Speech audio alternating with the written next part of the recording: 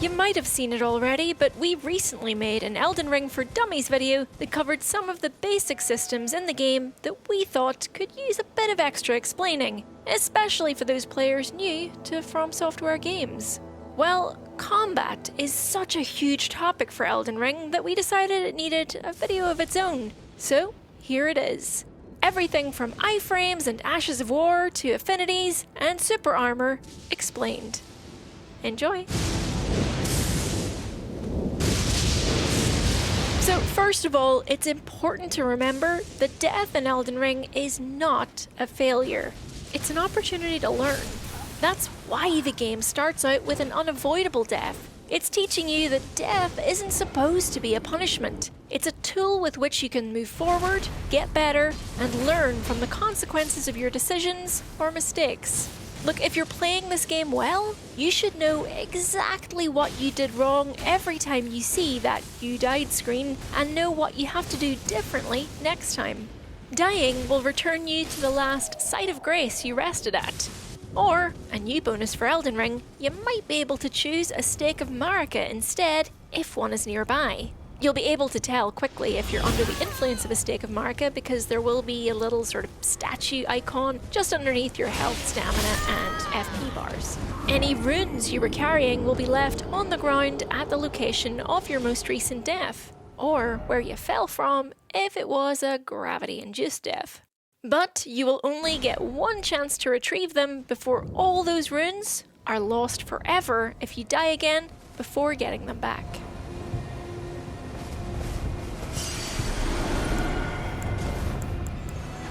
Okay, with death understood, let's talk about a few other tools and abilities you have at your disposal before we get on to weapons and fighting.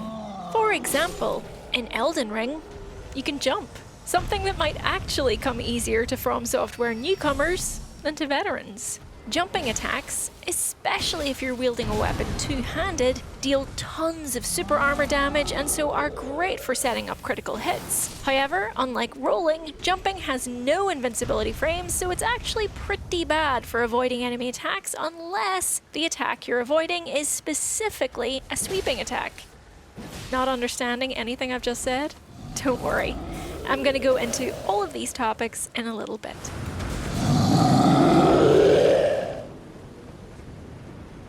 Stealth is also sort of an option in Elden Ring. Crouching silences your footsteps, enabling you to move without alerting enemies to your presence. Crouching in tall grass obscures enemies' view of you, but be warned, they'll still spot you if they wander too close to your position and they're in direct line of sight. By making use of this type of cover, you can approach your enemies undetected and pick them off with stealthy backstabs, if they're spread out enough. But taking out even one enemy in a group with an insta-kill before revealing your position can be all you need to make a fight go your way. To perform a backstab, by the way, you simply have to be positioned neatly behind an enemy before pressing R1 or RB. It can be a little finicky, especially if you're rushing or stressed, but be aware that you can basically be touching the enemy before you press the attack. Too early and you'll just do a regular light attack instead. When stealthing around though, watch out for enemies carrying trumpets or horns. If they see you, they'll sound an alarm call that'll alert all nearby hostiles to your presence, so make sure and take them out before focusing on anyone else.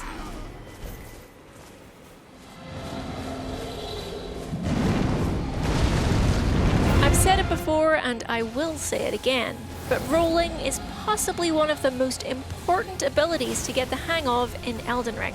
I covered this briefly in another beginner's tips video, but in case you missed that, the reason rolling is so important to combat in this game is that for a small amount of time during a roll, your character is completely invincible. Now, this is what people are talking about when they refer to invincibility or iframes. The amount of time you're invincible combined with how fast you roll is dictated by your equip load, which you can check on in your character's status menu.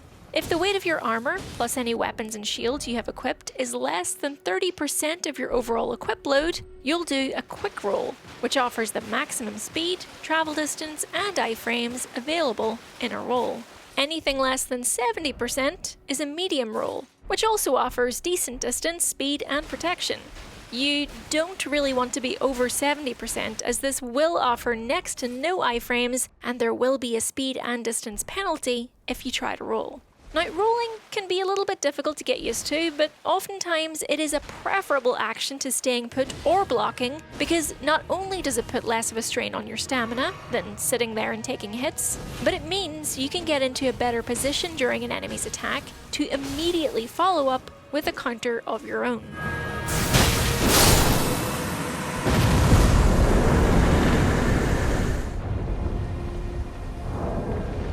Managing your tool belt / quick items and your pouch is essential for an easier time with combat. Initially, your tool belt will only contain your sacred flasks, as they're equipped automatically when you get them. However, you can assign most other consumable and reusable items to any of the 10 tool belt slots for more convenient use, and then cycle to them by pressing down on the directional pad and use them by pressing square / X. An important and useful tip: you can always immediately cycle to the item in the first slot by holding down on the D-pad as well. Generally, you probably don't want to keep too many items in here, and you want to switch things out frequently depending on the need or how much you're using things in a certain area. Scarlet Rot negating boluses in K-Lid, for example. The game doesn't explain this particularly well, but in addition to your tool belt / quick slot items, you also have a pouch. This provides a few additional item shortcuts and is totally separate from the tool belt. You can access the pouch in the upper right corner of your main menu, where you'll see 6 slots. 4 of these are assigned directional pad inputs corresponding to the 4 directional D-pad buttons, while the others have no associated inputs. To place items in the pouch, highlight a slot and press triangle or Y, and then select the item to place in that slot. To use the item then out in the world, you simply have to hold triangle or Y and then press the directional pad input corresponding to that desired slot. This would be a really good place to put your spectral steed whistle for summoning Torrent, for example. Something you need often, but probably don't want to go cycling through in the middle of a battle. Your survival depends on the quality of your weapons.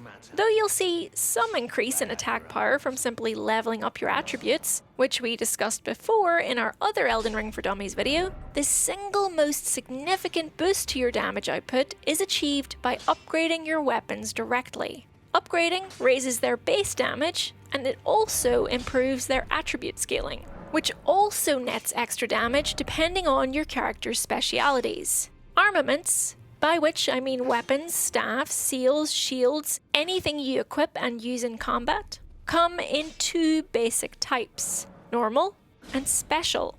Normal armaments are upgraded using smithing stones to a maximum of +25, and can be fully customized with new weapon arts and affinities. More on these in a little bit. While special armaments are upgraded using somber smithing stones to a maximum of +10, and they have fixed properties which cannot be customized. Think of them kind of as legendary weapons that are sort of part of Elden Ring's lore canon. Special armaments are unique, so they're usually only acquired either by looting sealed areas or defeating tough enemies. Therefore, the somber smithing stones required to reinforce special weapons are a little bit rarer than the standard variety, but because of that, each upgrade level grants special weapons a generally larger boost to base damage and scaling.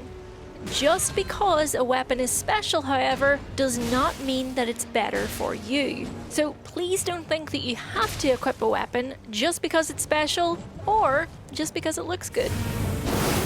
Essentially, once you've decided what type of character build you want to have or work towards, melee, spell sword, what have you, you'll need to source and choose the right combination of weapons and equipment to implement how you want to play. I mean, it's totally fine to simply pick up a weapon you happen to like using and then decide to upgrade it. But you may want to do a little bit of research and find out if that weapon is worth that long-term investment. Anyway, once you've selected your main weapon, you should prioritize reinforcing it to make sure that you are always dealing as much damage as possible. It's not really a great idea to just scattershot and upgrade a load of weapons once or twice. If you're carrying any upgrade materials that you can't yet buy from merchants or farm from enemies, you should save them for your main weapon and avoid wasting them on other armaments that you're not absolutely certain you're going to use. We're not saying that you should hoard smithing stones or never experiment with other weapons, but just put a bit of thought into what you want to use before you spend what you have.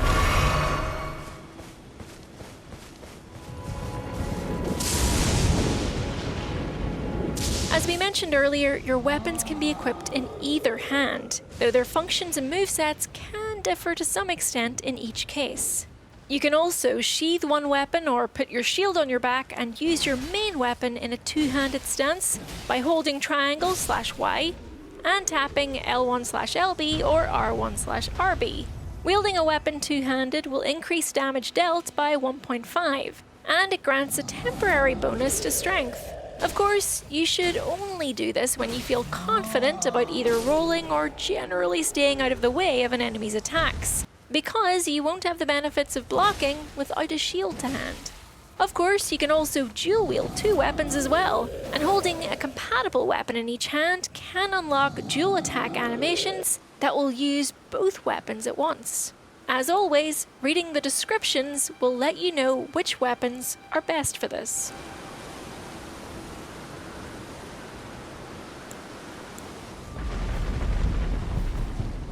Let's talk about affinities. Affinities are the elemental properties and scaling values of an armament, and these decide how much impact each of your character attributes has on the attack power of a particular weapon. Certain affinities also grant a weapon the ability to deal elemental damage or inflict status ailments as well.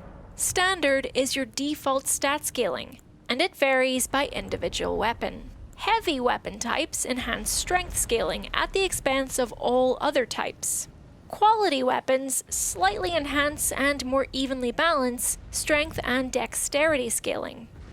Keen weapons enhance dexterity or dex scaling, while adding a magic affinity to a weapon weakens its default scaling while adding intelligence scaling, changing the damage to a split physical/magic damage type.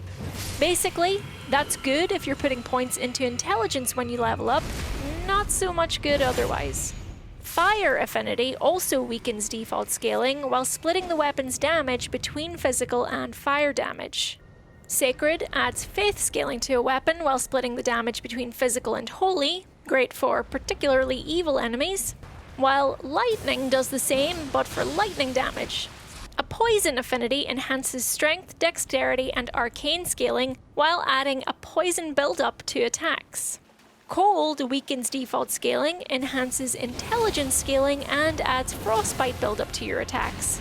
Blood affinities add arcane scaling, weakening the weapon's default scaling again, but adding a bleed build-up to attacks. While finally, occult adds arcane scaling, and it prevents the auto-revival of undead enemies, like skeletons. So yeah, this is a lot of info, but all it really boils down to is you should look at what stats you have, what stats you want to build, and see whether the weapon you're carrying is enhanced by those stats. Additionally, is there a weapon you could be using instead for enemies that have a specific weakness? It's really not an exact science, but usually you'll find that humanoid enemies are susceptible to bleed and poison buildup, for example. Beasts can often be weak to fire, and rock or crystal-based enemies take more damage from heavy or blunt weapons, while magic-based enemies will be stronger against magic, but much weaker against physical attacks. One of the really great things about Elden Ring compared to previous From Software games is that it is much more flexible with how you can customize your weapons in order to make full use of affinities and weaknesses. With Ashes of War, not to be confused with Spirit Ashes, more on these in a little bit, you can instantly replace the weapon arts, also known as weapon skills, and affinities of your armaments with new ones. As we already mentioned, you can't do this with special weapons, and not all weapon arts are compatible with every type of armament. However, every Ash of War contains a specific weapon art, usable by pressing L2 or LT, and you can usually see it on the left-hand side of your screen, plus an affinity. which the Ash of War will pass on to any armament onto which it's equipped. A lightning-based Ash of War equipped onto your sword will make your sword do lightning damage, for example. You'll gain the ability to modify your weapons using Ashes of War at a Site of Grace or at a blacksmith's forge when you obtain the whetstone knife from the Gatefront runes in Limgrave. And your list of available affinities will expand as you acquire upgraded whetstones through the game. You should not ignore Ashes of War, as you'll be leaving a lot of very useful weapon abilities on the table if you do. And you should also pay attention to what affinities your equipped Ash of War is actually imbuing your weapon with. It wouldn't be very useful, for example, to equip a magic-based Ash of War to your weapon if you aren't focusing on actually dealing magical damage or putting points into your intelligence scaling, because a poorer intelligence attribute will actually negatively affect the damage output of your weapon. Most of the time, the Ashes of War / weapon skill in your right-hand weapon will become available to use by default. Also remember that some weapon skills on Ashes of War can be doubled up on, as in their full damage potential can be reached with multiple button presses. Or sometimes a weapon skill is passive and you activate it with L2, and then it works for a set amount of time. So, as always, read the descriptions so you fully understand what each weapon is capable of. I took you from that today out your own. A final note, an Ash of War can only be equipped on a single armament at a time, but if there's one that you really like and you want to have its effect across multiple weapons or shields, you can trade an item called a Lost Ashes of War for an additional copy of whichever ashes you want.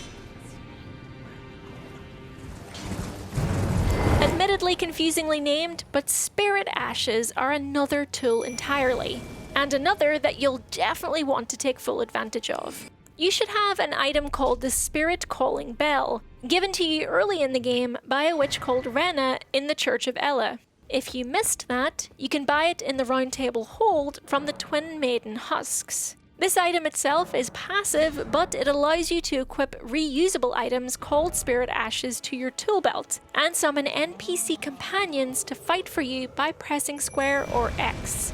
Spirit Ashes are great for Elden Ring's combat when you're having trouble, because while they generally don't do much damage themselves, they mostly buy you breathing room by taking a boss or an enemy's focus off of solely you and allowing you to attack unhindered, at least for a little while. Bosses will generally turn their attention back to you eventually as the primary damage dealer, and Spirit Ashes don't tend to have a lot of health. So you can't rely on them to solve all of your problems, but they are a big help in boss fights when you're otherwise having trouble. And don't forget, you can upgrade Spirit Ashes in the same way that you can upgrade weapons. Once you've met an NPC called Roderica outside of Stormvale Castle and completed her questline to send her to the Round Table Hold.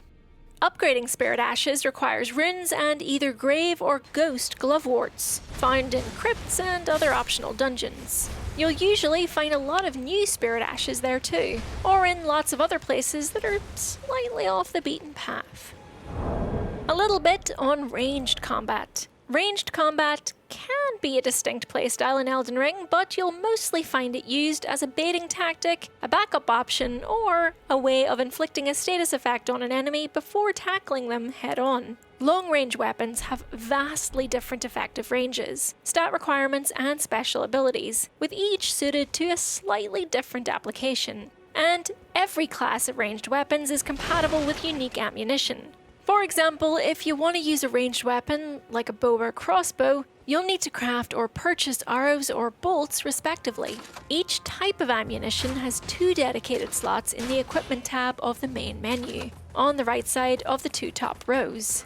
In order to fire a ranged weapon, the correct type of ammunition must be equipped in the corresponding slot.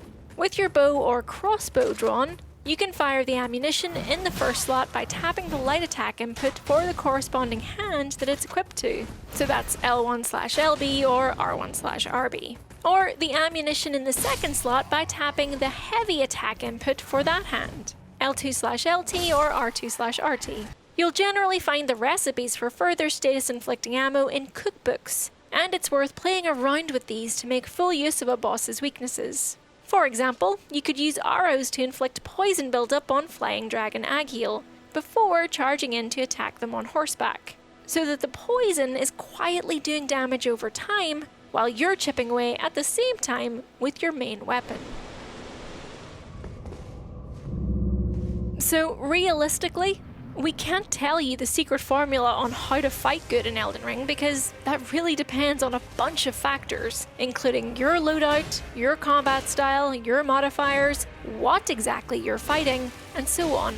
However, here are some general tips that it's worth keeping in mind. First of all, treat your stamina as though it's an extension of your health bar, because in a way, it is. If you're sprinting up to an enemy and spamming attacks until your stamina is depleted, that just leaves you wide open to retaliation once you're done. Good stamina management should always leave you with some left in the tank in case a boss decides to unleash an unexpected attack and you need to roll on out of there or put your shield up for a block. Blocking, of course, absorbs the damage that would otherwise be taking chunks off your health, so make sure you're letting stamina recharge after successful blocks by dropping your shield when it's not in use to allow your stamina to replenish faster. The distance you stay away from your enemy influences the kind of attacks they'll use on you. Sometimes, especially with bigger, tankier bosses, getting as close to them as you can, basically underneath them, may actually be the safest place to attack them from. And spellcasting enemies can tend to unleash their nastiest attacks when you're on the other side of the boss arena. Short of googling an enemy's moveset, and no judgment here if you do, it's just about learning what bosses tend to do in certain situations and reacting accordingly. The solution to every fight isn't always block, hit, drink, flask. I mean, it can be, sure, but you'll be surprised at how often that's actually only making things more difficult for you. On a similar note, while it can be tempting to roll away from scary-looking boss attacks, you may often find that rolling into attacks is actually safer and more beneficial in the long run, as it immediately places you next to them for some punishment. And often, with wide sweeping area of effect attacks, bosses will actually need a couple of seconds of recovery after, in which you just get to pummel away at them.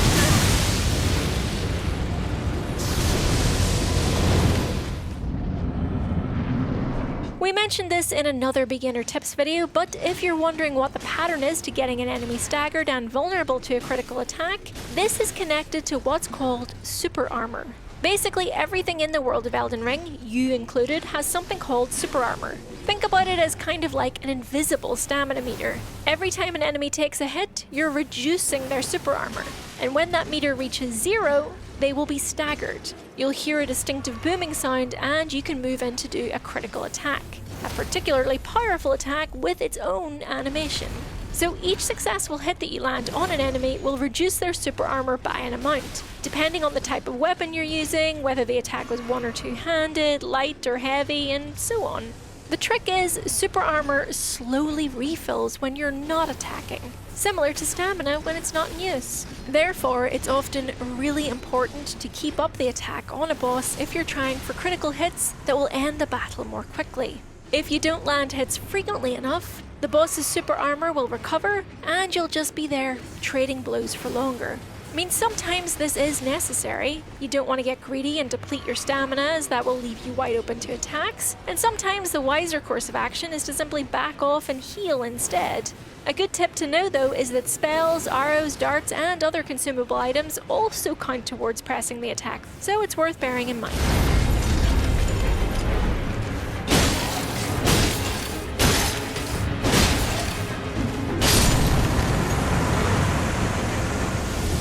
Locking onto an enemy is usually your friend, but sometimes it isn't. If an enemy is deploying a wide area affecting attack, sometimes the best thing to do is to disengage your lock-on so that you can keep an eye on the ground, the air, and everything around you for unexpected danger. Any bosses that spam magic or lava or lightning could fall into this category.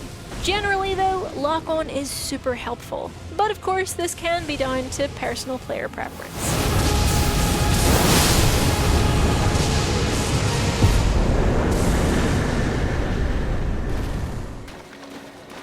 The main tip we offer for Elden Ring combat, though, is to be patient. If you charge into every battle, you will never stay alive long enough to actually learn how an enemy works or what your options are. Dodging and blocking are important in those early stages so that you can simply watch what a boss is doing and look for openings in their attack pattern. Do not get greedy. Look, the bottom line is, this is not a hack and slash game, so try to think about attacking only when you already know it's gonna successfully connect. This video is once again getting quite long. I'm sure you can hear it in my voice, so we may just have to leave it there. But are there any other Elden Ring for Dummies topics we can cover in the future? Some locations maybe, and what order to tackle them in? Leave your suggestions in the comments. Check our other videos for topics not covered here, and as always, keep at it. You've got this. Thanks for watching. Bye!